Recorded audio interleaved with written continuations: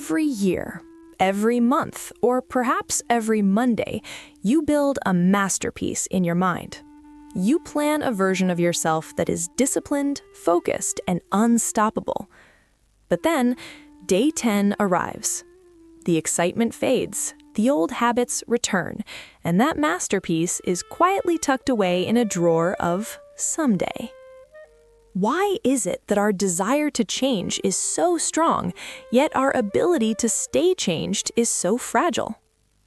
Most people will tell you that you lack willpower or that you are simply lazy, but psychology suggests something far more profound. Your brain isn't actually trying to fail, it is trying to save you.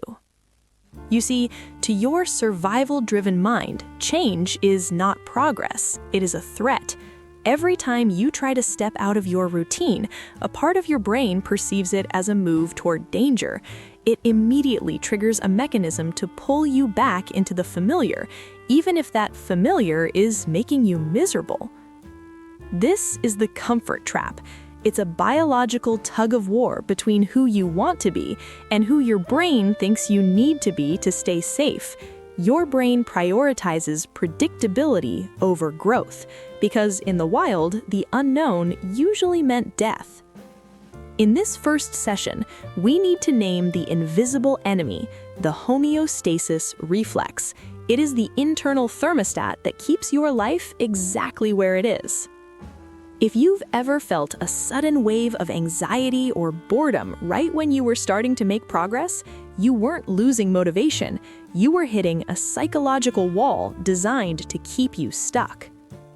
Understanding this reflex is the first step to breaking it, because you cannot change your life until you understand why your brain is so terrified of you succeeding.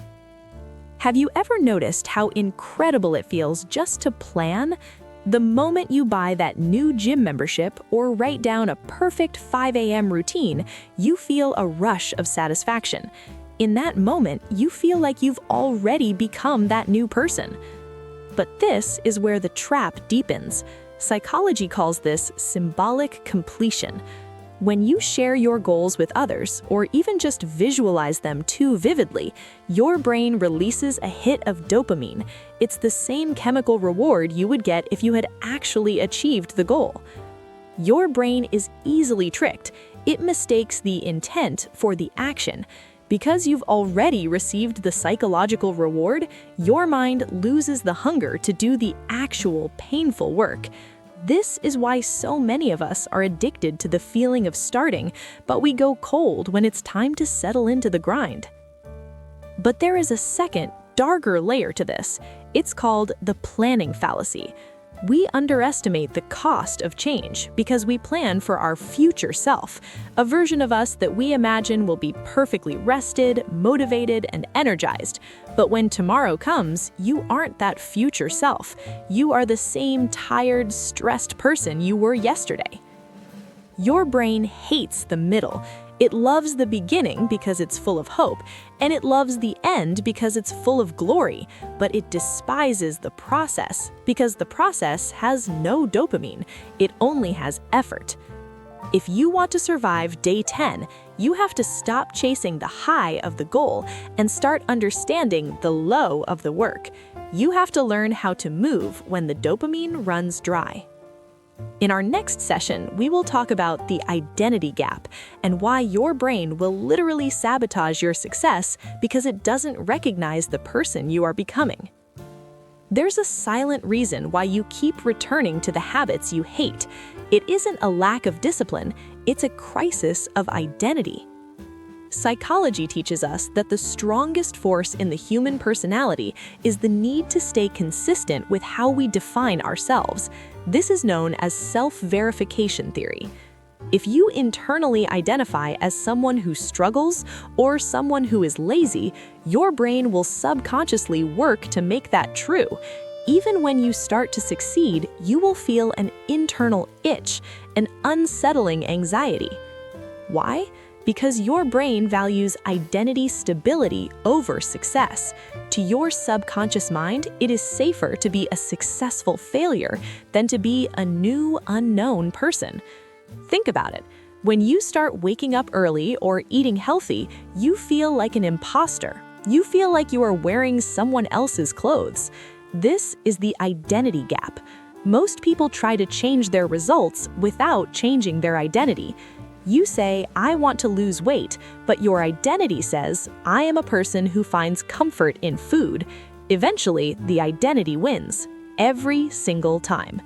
Your brain sabotages your progress because it's trying to bring you back to your home base. It's trying to make you you again. It would rather have you be miserable and familiar than happy and unrecognizable. To bridge this gap, you have to stop focusing on what you want to achieve and start focusing on who you want to become. You have to stop doing the work and start being the worker. In our final session, we are going to talk about the cure. We will look at how to bypass the brain's alarm system using the law of minimum friction. So, how do we escape? If your brain is wired to fear change and your identity is anchored in the past, how do you actually move forward? The mistake we make is trying to conquer our brain with force. We try to change everything at once, but this only screams danger to your nervous system. The secret is the law of minimum friction. You have to make the change so small, so quiet, that your brain's alarm system doesn't even wake up. But while your brain is sleeping, you are building a new neural pathway. Every small action is a vote for the person you want to become. You're not just doing a task, you are gathering evidence for a new identity. Eventually, the evidence becomes so strong that your home base shifts. Success is not a grand explosion of willpower. It is a slow, silent infiltration of your own habits. Stop waiting for the perfect moment or the perfect version of yourself. That version doesn't exist yet. It is waiting for you on the other side of the comfort trap. The next time you feel that urge to quit on day 10, remember, it's not your failure. It's your brain's way of saying it's scared. Acknowledge the fear, thank the guard for trying to keep you safe, and take one tiny step anyway.